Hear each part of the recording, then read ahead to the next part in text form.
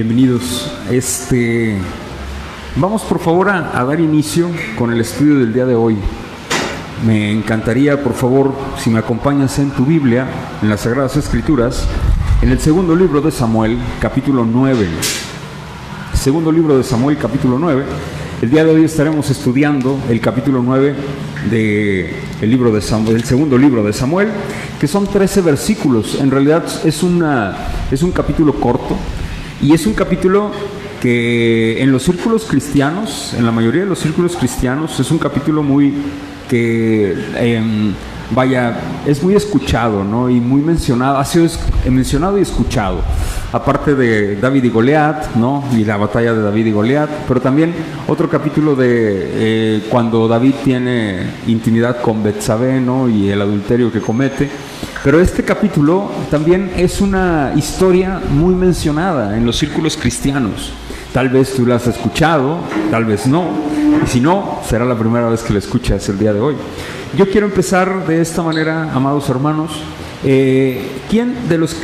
Haciendo una recapitulación de lo que veíamos la semana pasada. La semana pasada vimos cómo David se fortalece, ¿no? En su reino, y en el reino de Israel él se fortalece, y vimos cómo yo puse aquí con el pintarrón e hice una ilustración de cómo Dios se ha fortalecido a lo largo de la historia, siempre se fortalece, siempre prevalece, porque Él nunca olvida su objetivo primordial, principal más bien, que es la redención de su pueblo, ¿no? Y eso inició desde el Génesis hasta que Él regrese. Él vendrá físicamente. Y veíamos esa parte y lo asociábamos, o veíamos ese paralelismo en cómo David se fortalece, ¿no? Y cómo vemos este fortalecimiento del reino.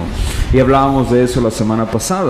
Ahora, esto es muy interesante porque el día de hoy vamos a continuar ya en la vida de David, cómo ya está empoderado en su trono, está fortalecido, y algo muy interesante, cómo él va a ejercer misericordia hacia un personaje que, como lo mencionaba en mi introducción al principio, es muy popular, se ha hecho popular este personaje. Este personaje era hijo de Jonatán, y se llama Mefiboset. No sé si tú has escuchado hablar de Mefiboset. Mefiboset era un hombre lisiado de los dos pies, lo mencionan las Sagradas Escrituras. Era el último descendiente de Saúl, salvo las mujeres, que quedaron las hijas de Saúl todavía. Una de ellas era Mical, la esposa de David, que todavía estaba ahí con vida, pero de los varones quedaba solamente Mefiboset. Y hoy vamos a hablar de este personaje que es muy interesante y es muy importante y fíjense, yo quiero ser honesto contigo. Yo nunca había visto la historia de Mefiboset como la vi al momento de estudiar esta parte del segundo libro de Samuel. Es hermoso, la verdad es hermoso, la historia de Mefiboset. Yo quiero empezar de la siguiente manera. El esquema de mi sermón son 2 puntos. Es la misericordia, punto número 1, y el punto número 2, la ejecución y sus parámetros para ejecutar misericordia. Y esto es muy interesante. ¿Por qué, mis hermanos? Porque David va a ejecutar misericordia. Antes de empezar, quiero que me acompañes a la lectura de los 13 versículos, y después regreso para estudiarlos con el esquema de mi sermón. Checa lo que menciona el versículo 1 del capítulo 9 de segundo libro de Samuel, y dice lo siguiente: dijo David, ¿ha quedado alguno de la casa de Saúl a quien haga yo, ¿qué dice? Misericordia. La palabra misericordia en el hebreo es kajeset aquí, y es la misma es el mismo concepto que tiene en el griego para mencionar piedad o misericordia, ¿sí? O bondad, también se utiliza esta palabra. Pero quiero continuar de la siguiente manera. ¿Por amor de quién? De Jonatán. Dice, versículo 2: y había un siervo de la casa de Saúl que se llamaba Sibá, al cual llamaron para que viniese a David. Y el rey le dijo, ¿eres tú Sibá? Y él respondió, tu siervo. Dice en el versículo 3, el rey le dijo, ¿no ha quedado nadie de la casa de Saúl a quien haga yo misericordia de Dios? Y Sibá respondió al rey, aún ha quedado un hijo de Jonatán, lisiado de los pies. Entonces el rey preguntó: ¿dónde está? Y Sibá respondió al rey: he aquí, está en casa de Maquir, hijo de Amiel, en Lodebar. Esto es bien interesante, el término Lodebar, porque significa sin pastos. Sin pastos. Lo voy a continuar, versículo 5. Entonces envió el rey David y le trajo de la casa de Maquir, hijo de Amiel, de Lodebar. Verso 6. Y vino Mefiboset, hijo de Jonatán, hijo de Saúl, a David, y se postró sobre su rostro e hizo reverencia, y dijo David: Mefiboset. Y él respondió: he aquí tu siervo. Y le dijo David: no tengas temor, porque yo a la verdad haré contigo misericordia por amor de Jonatán tu padre. Y te devolveré todas las tierras de Saúl tu padre, y tú comerás siempre a mi mesa. Y él, inclinándose, dijo: ¿quién es tu siervo para que mires a un perro muerto como yo? Entonces el rey llamó a Sibá, dice, siervo de Saúl, y le dijo: todo lo que fue de Saúl y de toda su casa yo lo he dado al hijo de tu señor. Tú, pues, le labrarás las tierras, tú con tus hijos y tus siervos, y almacenarás los frutos para que el hijo de tu señor tenga pan para comer. Pero Mefiboset, el hijo de tu señor, comerá siempre a mi mesa. Y tenía Sibá 15 hijos y 20 siervos. Versículo 11. Y respondió Sibá al rey: conforme a todo lo que ha mandado mi señor el rey a su siervo, así lo hará tu siervo Mefiboset. Dijo el rey: Mefiboset, dijo el rey, comerá a mi mesa, como uno de los hijos del rey. Verso 12. Y tenía Mefiboset un hijo pequeño que se llamaba Micaía, y toda la familia de la casa de Sibá eran siervos de Mefiboset. Y moraba Mefiboset en Jerusalén, porque comía siempre a la mesa del rey, y estaba lisiado ¿de qué? De ambos pies. ¿Qué significa esto? Mefiboset no podía caminar correctamente, no podía caminar, de hecho, ¿no? Y él estaba lisiado, él no podía moverse. Esto es por un accidente que tuvo, no sé si te acuerdas, él no nació así. No sé si recuerdas, la persona que lo cuidaba, ¿sí?, salió corriendo cuando matan y se da cuenta de la persecución en contra de Saúl y de Jonatán. Ella sale corriendo y se le cae el niño, que era Mefiboset, y quedó lisiado de ambos pies. Él no nació lisiado, sino que fue por un accidente, ¿no? Pero esto es bien interesante, porque con Mefiboset siempre nos enfocamos en que David hizo misericordia de Mefiboset, ¿no? Y que se sentaba a la mesa, y lo asociamos con que, pues, nosotros también nos asociamos a la mesa, nos sentamos a la mesa, etcétera, ¿no? Y sí tiene que ver, pero y porque de esto habla el texto bíblico. El texto bíblico habla de misericordia, de hacer misericordia, de cómo David ejerce misericordia. ¿Ante quién? Ante un personaje, un hombre llamado ¿cómo? Mefiboset. Pero esto es bien importante, familia. Empiezo con el esquema de mi sermón en mi punto número 1, la misericordia. ¿Tú has escuchado hablar de misericordia? Todos los que estamos aquí hemos escuchado el término misericordia. ¿Has ejecutado misericordia alguna vez?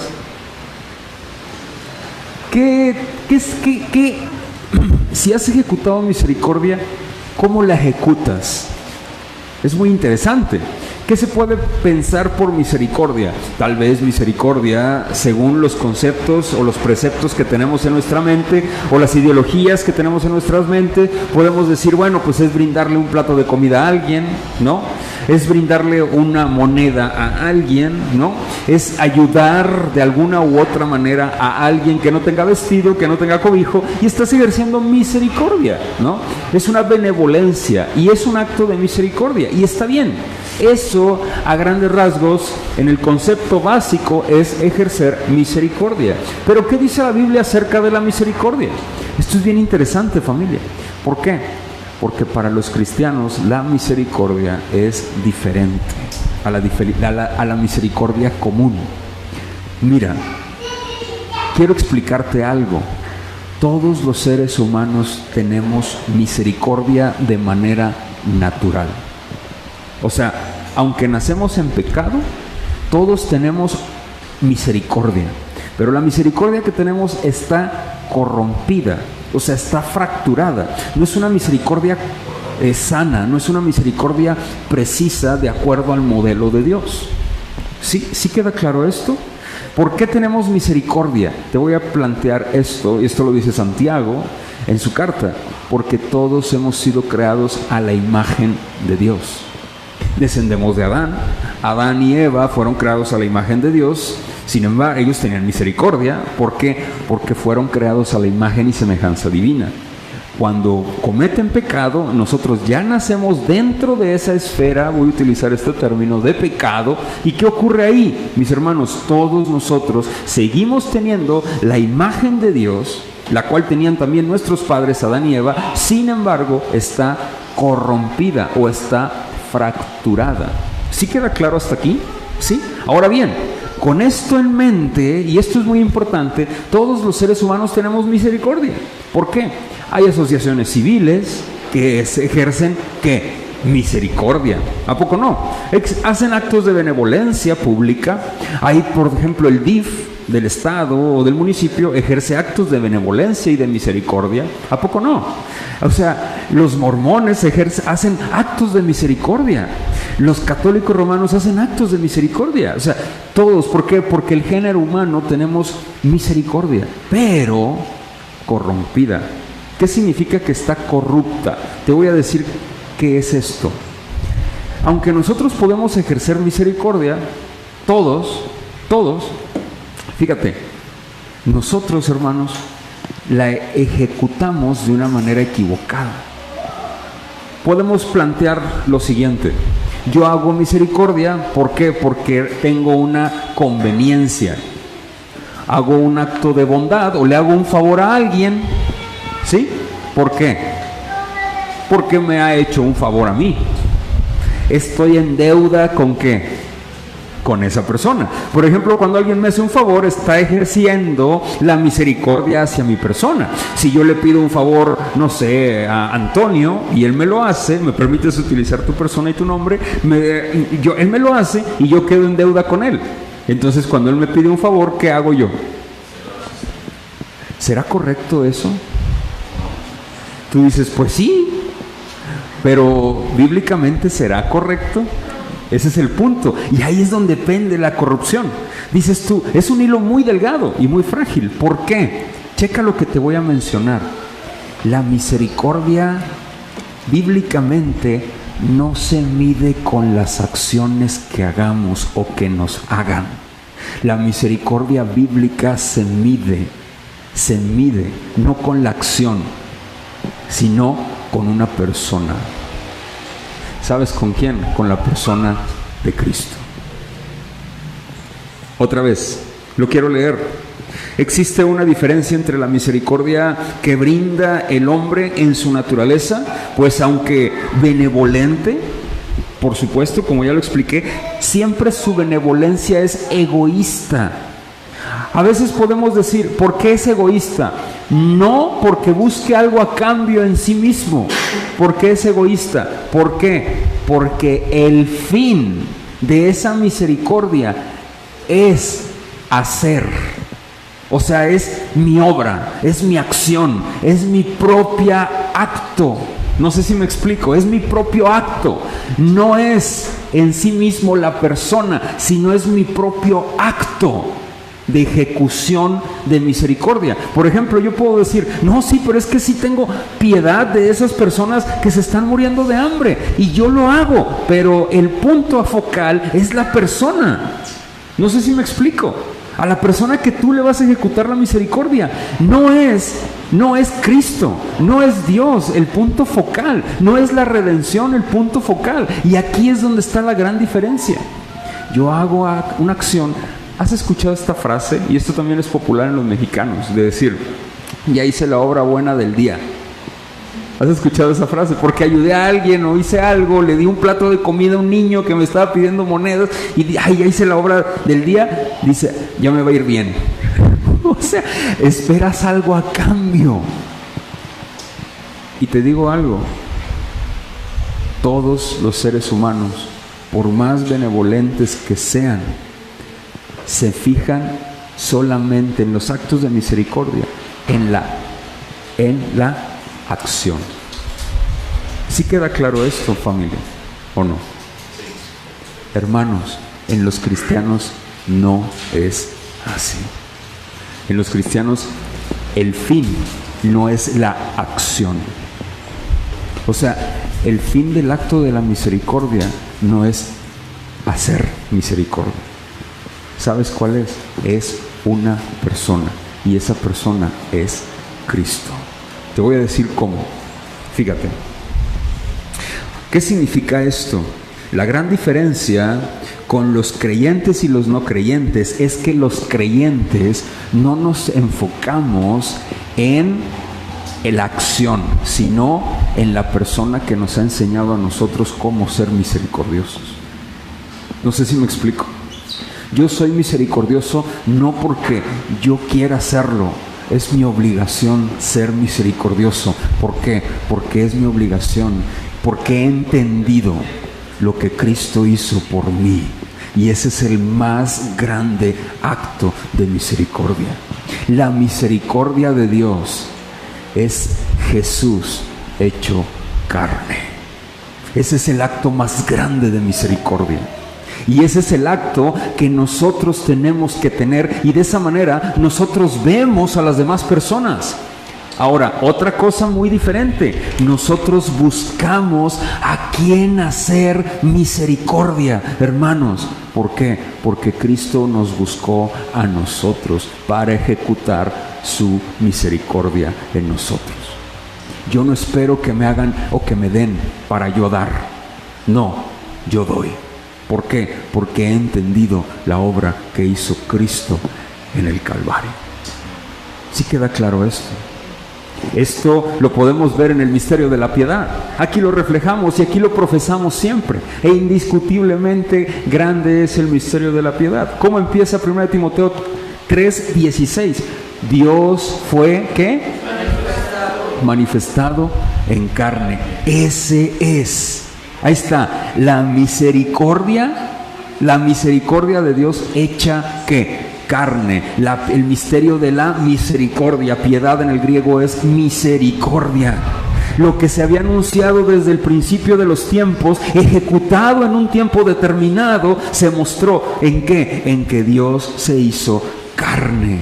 Ese es el acto más grande de misericordia. No es la acción, es la persona. No sé si me explico. Yo ejerzo misericordia como cristiano, no por el hacer, sino porque he entendido que la misericordia de Dios me ha alcanzado por gracia. Y esa misericordia se llama Jesucristo. ¡Wow! ¡Wow! No sé si me explico. Pregunta: ¿David tenía la obligación de cuidar a Mefiboset? Hizo un pacto con Jonatán. Sin embargo, no tenía ninguna obligación. ¿Me explico? O sea, bien podría decir, no, pues hasta aquí, y se acabó. Pero no, él dijo, quiero buscar a un descendiente de Saúl. ¿Dónde está? ¿Quién queda? ¿Quién queda? Aparte de sus hijas. Ya les hice misericordia. ¿Quién queda? Y dice alguien, Mefiboset. Un hombre lisiado, un hombre sin identidad, un hombre tirado, un hombre abandonado, un hombre cuidado por alguien más, un hombre que no sabía qué iba a hacer de él, un hombre que a lo mejor estaba perdiendo, está esperando su desenlace. Pero ¿quién fue el que lo buscó? David, el rey, lo buscó. Mefiboset no fue a buscar a David para implorar misericordia, sino que David fue a buscar cómo ejecutar misericordia. Y ahí podemos ver un paralelismo tan hermoso entre David y Jesús.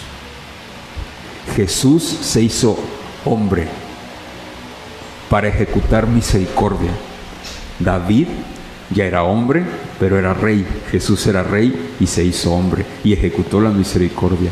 David ejecuta misericordia como rey en alguien que no tenía redención de nada, llamado Mefiboset.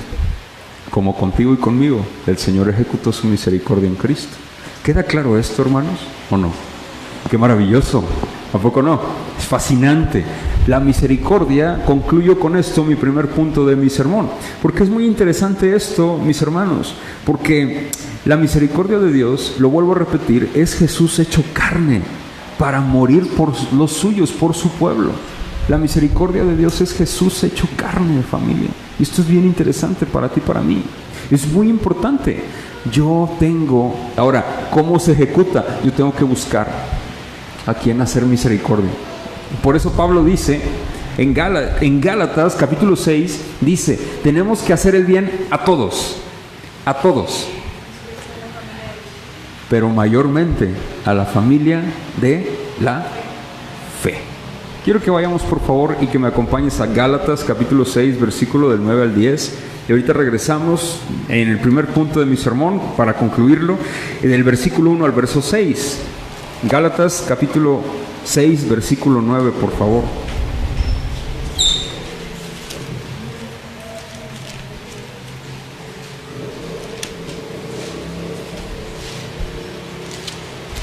Pablo, en la conclusión de su carta a los Gálatas, está hablando y explicando, hermanos, por favor, ejecuten el carácter de Cristo, sean transparentes ejecutando el carácter de Cristo los unos con los otros. Y de esta forma va concluyendo Pablo la carta y dice lo siguiente, 6 versículo 9, dice, no nos cansemos pues, ¿qué dice?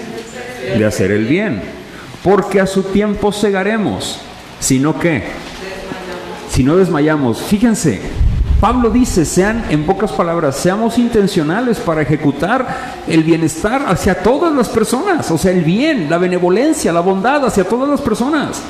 Mostremos el carácter de Cristo hacia todas las personas. No estemos esperanzados a que alguien haga algo por nosotros para nosotros ejecutar, sino que, por favor, ejecutemos nosotros, seamos intencionales ejecutando la misericordia para con todos. ¿Para con quiénes? Con todos. Con todos. Pero hay un pero enorme. ¿Por qué es necesario ejecutar la misericordia para con todos? A ver, ¿qué hizo Jesús por ti? Dio su vida. ¿Para qué? Por nosotros. ¿Para qué? Para reconciliarnos ¿con quién? Con Dios. Cuando tú ejerces misericordia, estás hablando en un lenguaje no hablado, ¿sí? Que tu redención está en ti, completa. Estás permeado completamente de redención. O sea, ¿qué significa esto? Que el evangelio mora en ti y que tú dices, a ver, inconverso, ven, voy a ejecutar la misericordia como mi Señor me la ha enseñado. ¿Cómo es? Es más, dio su vida por mí. Así la voy a ejecutar. Al inconverso, aquí está, te voy a ayudar, voy a hacerte bien, ¿sí me explico? Ese es el parámetro, ¿te fijas? Es bien diferente hacer cosas buenas o ayudar a una persona o simplemente dar una moneda. Es muy distinto. Y te fijas que no es la acción como la mayoría de las personas en su naturaleza, o la mayoría de todos nosotros en nuestra naturaleza ejecutamos misericordia. No es la acción. Nosotros como cristianos, el ejercer misericordia es una persona. ¿Sí me explico? Es el evangelio. Nuestra misericordia y nuestra acción de benevolencia, de dar, es manifestar el evangelio con un lenguaje no hablado, sino un lenguaje físico, un lenguaje que mostremos nosotros que estamos completos, llenos de Cristo. Con el inconverso, ¿para qué? Para reflejarle que el evangelio, para reflejarle que la gloria de Cristo, para reflejarle que Él nos redimió. ¿Sí queda claro? Pero fíjate lo que dice Pablo en el versículo 10. Así que, según tengamos oportunidad, hagamos bien ¿a qué? A todos. Fíjate, pero dice, así que, según tengamos ¿qué? Oportunidad. No es una obligación. ¿Te fijas? Pero la obligación viene después. A estos sí tenemos la obligación. Dice, ¿y qué dice? Mayormente a los de la familia, ¿de qué? ¿A quién crees que se refiere aquí? A nosotros. Tú eres mi hermano, yo soy tu hermano, Por eso somos hermanos, porque pertenecemos a una familia. Y esa familia es la iglesia. Hagamos bien a todos, dentro de lo posible. Reflejemos el Evangelio dentro de lo posible. Pero mayormente, reflejemos el Evangelio. ¿Con quién? Entre nosotros. Jesús lo dijo. ¿Qué significa que Jesús lo dijo? Jesús dijo cuando dice, vendrá el Hijo del Hombre a juzgar y separará a los cabritos de las ovejas a la derecha y los cabritos a la izquierda. Y dirá lo siguiente, fíjense lo que dice, a las cabras les dirá al fuego del infierno, porque cuando tuve hambre no me dieron de comer, etcétera, etcétera, ¿no? Y dice, pero a los de la derecha les diré, entren en el gozo de su Señor, porque cuando tuve hambre me dieron de comer, porque cuando estuve enfermo me visitaron, estuve en prisión, etcétera, etcétera, ¿no? Y dicen, pero ¿cuándo te vimos? Dice, por cuanto se lo hicieron a uno de estos pequeñitos, me lo hicieron ¿a quién? A mí. Por eso dice Pablo, mayormente a los de la familia de la fe. Yo reflejo el Evangelio, mi hermano refleja el Evangelio, y es una de dar y de dar y de darnos entre nosotros, mis hermanos. Ejecutemos nuestra benevolencia, nuestra misericordia, nuestro amor, agapao los unos por los otros. El domingo lo explicaba y por ahí subí una imagen. Hermanos, el famosísimo capítulo donde Pablo habla en 1 Corintios del amor, ¿te acuerdas? El amor todo lo sufre, todo lo cree, todo lo espera, todo lo soporta. Siempre, lo mencioné el domingo, lo asociamos con la relación de pareja. Pero ahí Pablo no lo está asociando con la relación de pareja, lo está asociando con la iglesia, con el cuerpo de Cristo. Si yo lo asocio con el cuerpo de Cristo, es todo lo cree, todo lo espera, todo lo soporta. El amor no es jactancioso, no siente envidia. El amor se goza de la verdad y no se goza de la injusticia, mas se goza de la verdad. ¿Te acuerdas de eso? Eso es mayormente con los de la familia, ¿de qué? De la fe. Eso es misericordia. Yo tengo que ejecutar la misericordia siempre, mayormente a los de la familia de la fe. ¿Sí queda claro esto, mis hermanos, o no? David estaba ejecutando misericordia como Dios la ha ejecutado con nosotros. ¿Por qué ejecutarla nosotros, mis hermanos? Por lo siguiente, porque es un mandato. ¿Te acuerdas cuando Jesús lava los pies de sus discípulos? Les dice, ustedes van a hacer esto los unos por los otros. ¿Te acuerdas cuando le dice Judas, cuando lavan los pies, con la mujer con el frasco de perfume de alabastro? ¿Te acuerdas de eso? Y dice, ¿cómo este desperdicio hubieran vendido mejor y lo hubieran regalado a los pobres? Y Jesús dice, a los pobres siempre los tendrán entre ustedes. Siempre. ¿Por qué? Ejecutemos la misericordia entre nosotros. Constantemente, hermanos, mayormente a los de la familia de la fe. ¿Queda claro, familia? Vamos a regresar por favor al segundo libro de Samuel y entro en mi segundo punto, y esto es interesante porque en el primer punto David dice, yo quiero hacer misericordia. ¿Quién quedó de la familia de Saúl? Y se acuerda, entra una persona, manda a una persona que se llama Sibá, y lo llama el rey y le dice, ¿sabes qué? Yo conozco a un descendiente de Jonatán, se llama Mefiboset, está lisiado de sus dos pies y vive en un lugar. Chequen lo que dice en el versículo 4. Le preguntó, ¿dónde está? Y Sibá respondió al rey, he aquí está en casa de Maquir, hijo de Amiel, en Lodebar. Esto es bien interesante, me gustaba un comentario porque decía, Lodebar significa sin pastos. ¿Y David qué hizo?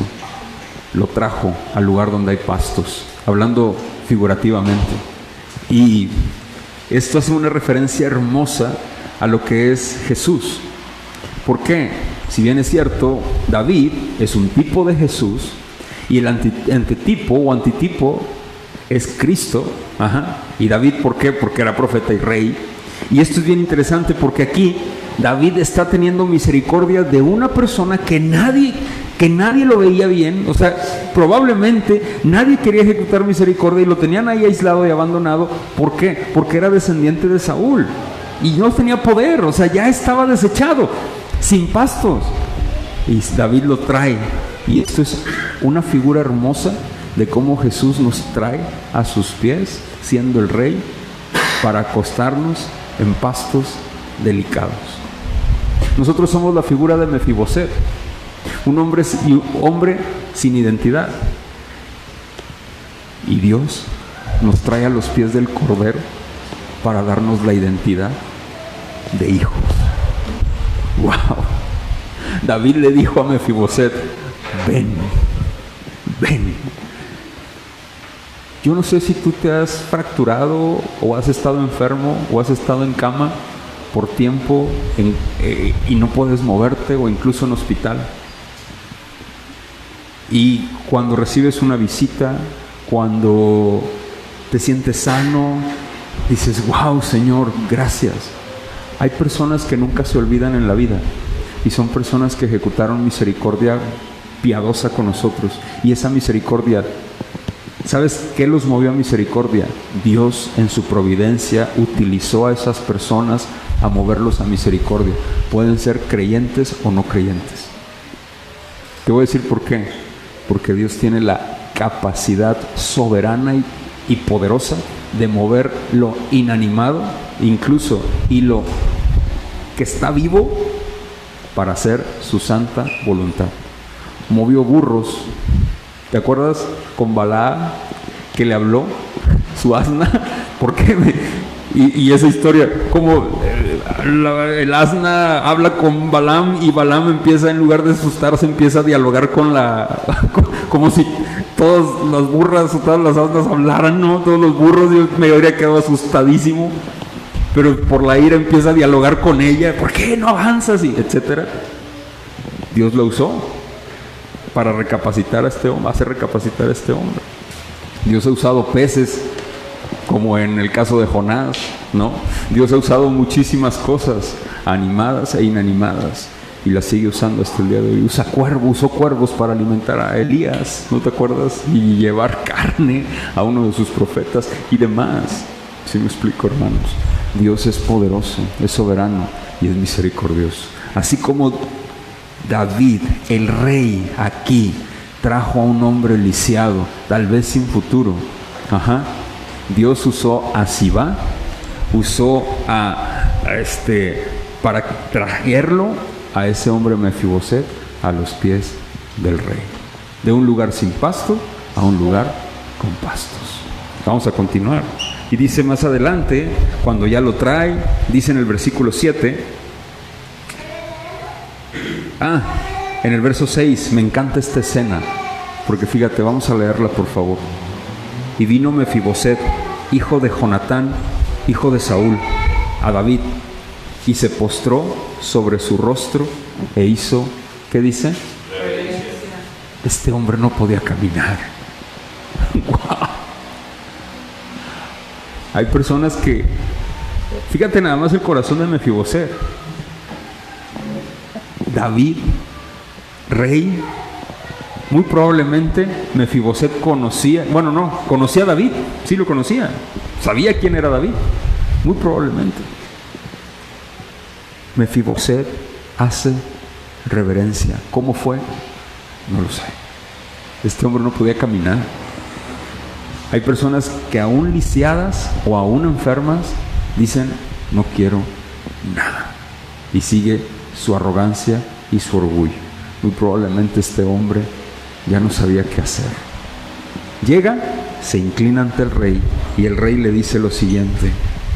Dice: y dijo David a Mefiboset, y él respondió: he aquí su siervo. Le dijo David: no tengas, ¿qué dice? Temor. Wow. Porque yo a la verdad haré contigo misericordia por amor de Jonatán tu padre, y te devolveré todas las tierras de Saúl tu padre, y tú comerás siempre. ¿Qué? ¡Wow! ¡Wow! Imagínate eso. Yo cuando leí esto dije: ¡wow! Fíjate, ¿por qué? Checa esto que está sucediendo. Si esto nosotros, como lo mencioné, vemos reflejado aquí cómo Jesús, cómo David trae a Mefiboset, cómo le da una identidad, y ahora lo sienta a la mesa del rey y le dice: te vas a sentar conmigo y vas a comer de mí, es más, de mi mesa, y te voy a dar todo lo que tenía tu, es más, Saúl, todo lo que tenía tu padre, Saúl y Jonatán, te lo voy a dar, todo, Mefiboset, y te vas a poner aquí conmigo. Le está dando identidad a ese hombre, identidad. Ese hombre no se identificaba con nadie, con nada. Hermanos, Dios está ejecutando misericordia con un hombre llamado Mefiboset. Quiero mencionar algo. ¿Tú crees que a Mefiboset se le olvidó la misericordia que Dios tuvo con él, David tuvo con él? Por supuesto que no. Luego viene que Mefiboset tenía un hijo que se llamaba Micaías y ahí estaba. Quiero mencionar algo. Esto me espejea muchísimo a nosotros en nuestra redención. ¿Sabes cómo? Dios nos trae a su mesa. Dios nos saca de donde estábamos nosotros. ¡Wow! Lisiados estábamos del alma, fracturados por completo, hermanos y hermanas. Algunos no podíamos ni caminar, sin esperanza alguna, desviados totalmente con doctrinas falsas. Familia, o algunos no, con sanas doctrinas, pero ciertamente lisiados en alguna parte del alma.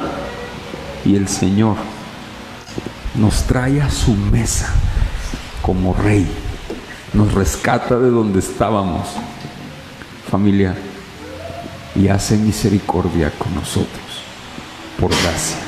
Aquí podemos ver la ejecución del Evangelio en un hombre llamado Mefiboset, ilustrado en este relato histórico. ¡Wow! Yo quiero decirte algo. Voy a entrar en mi conclusión, porque lo demás lo voy a explicar, puesto que es muy sencilla la narrativa y habla de lo que David le entregó a Mefiboset y cómo le dijo a Sibá que fuera su siervo, y David se iba a encargar de todo y Mefiboset se quedó con el rey. Pero quiero mencionarte algo, hermanos. ¿Por qué te atreves a esconder tu mano y no ejercer misericordia para con los tuyos en cosas tan simples? Si hubo alguien que hizo misericordia por ti y por mí de una manera desmedida,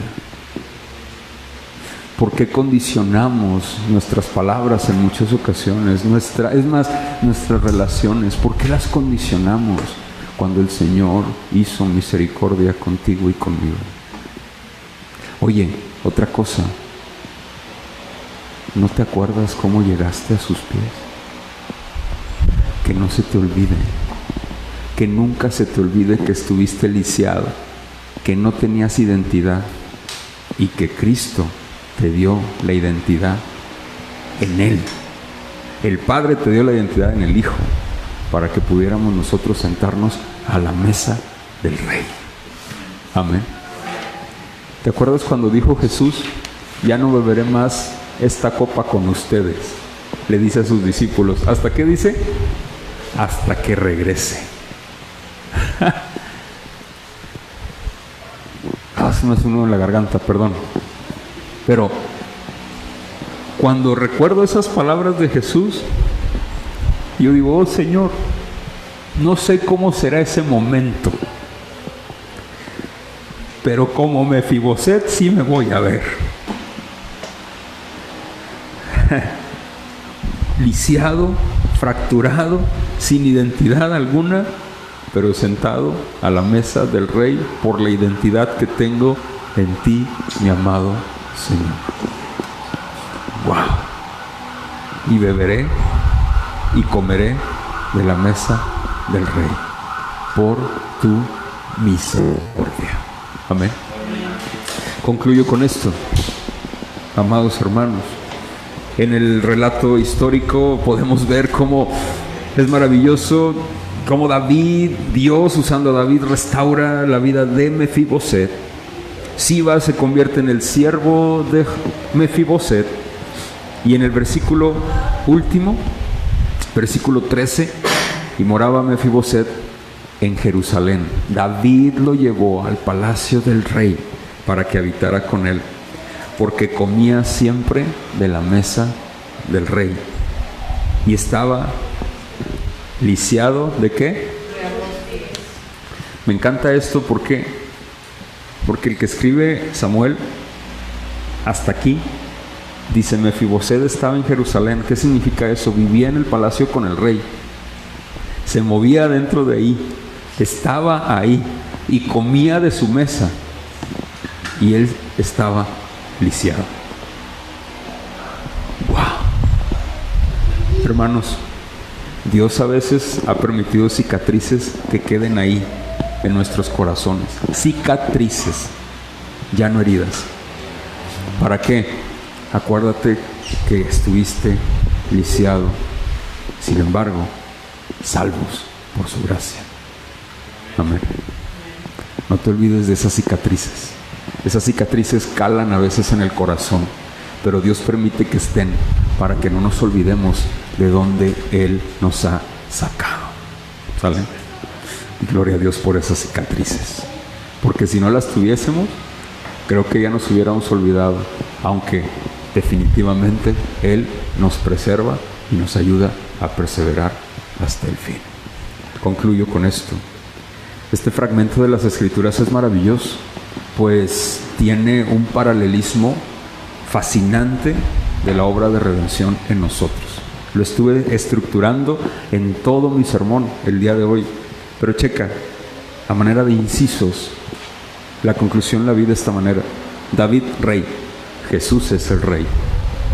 David brinda misericordia a Mefiboset.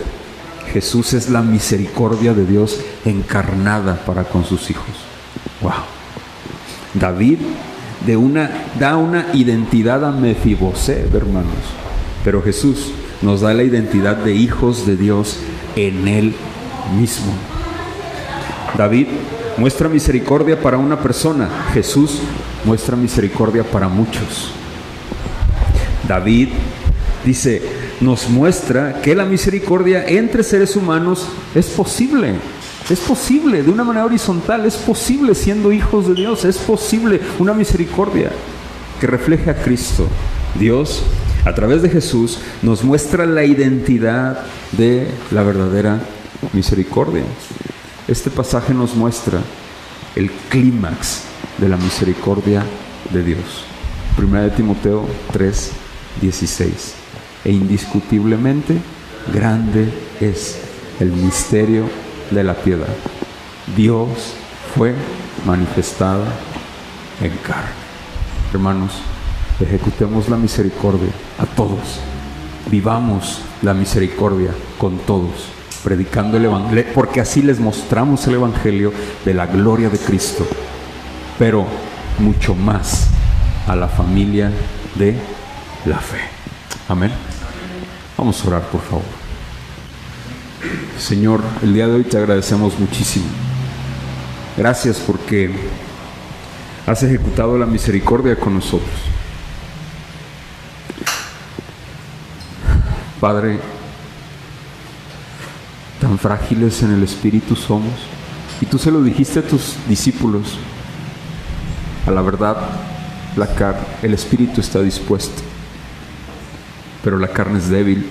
Oh Señor, no nos escudamos en ello, simplemente lo oramos, pidiendo y clamando de tu misericordia, de tu poder y tu bondad. Lo necesitamos. Ayúdanos a crecer en la fe. Sobre todo, fortalece nuestra fe, aviva nuestra fe, para poder ejercer la misericordia centrada en ti, mi Cristo, y no en nosotros. Te damos muchísimas gracias por tu amor. Gracias, Señor. Ayúdanos a nunca olvidarnos de que tú te hiciste carne y eres la misericordia de Dios encarnada, mi Señor Jesucristo. Que nunca se nos olvide que nosotros la ejecutamos Sabemos que lo haremos imperfectamente, con demasiados defectos y manchas a más no poder. Pero gracias a tu gracia nos ayudas. Llévate la gloria, la adoración y todo el honor, porque solo tú lo mereces. Gracias te damos por este tiempo. Oramos en tu nombre, Jesús. Y decimos, familia, amén.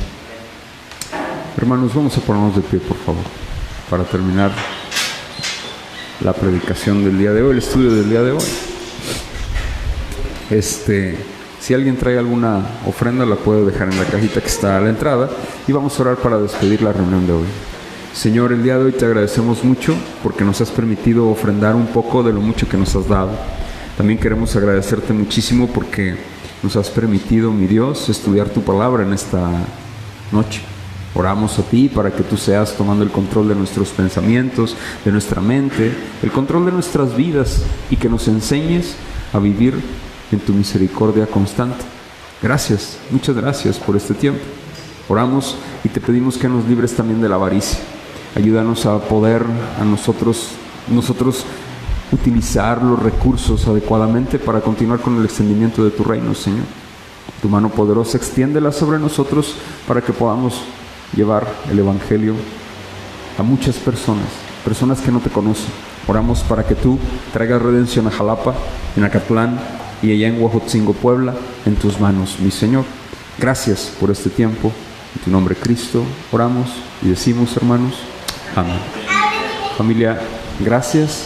Que la gracia del Señor sea contigo. Si el Señor lo permite, nos vemos el domingo. El domingo, hermanos, habrá reunión de miembros a las 10 de la mañana. Por ahí mandé el mensajito en el grupo.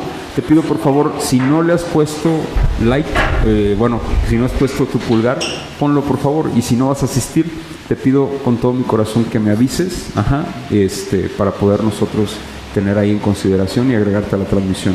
¿Hecho? Que Dios te bendiga muchísimo. Nos vemos el domingo si el Señor lo permite. Gracia y paz.